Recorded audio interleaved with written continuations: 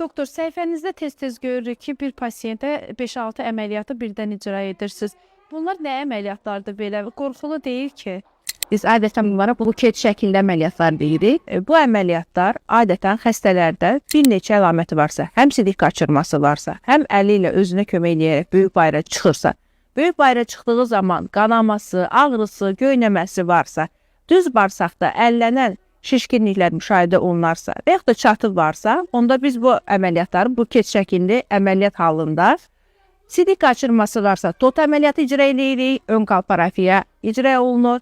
Əgər rektoserisi varsa, əli ilə özünə kömək eləyərək böyük bayıra çıxırsa, onda arxa kalparafiya ön levatroplastik əməliyyatını icra edirik və bununla yanaşı düz bağırsağında böyük bayıra çıxan zaman, defekasiya aktı zamanı ağrı, qanaması varsa, əgər xəstədə hemoroidal xəstəlikdirsə, 3-cü, 4-cü dərəcədə, onda babasil düyünlərini götürürük tamamilə.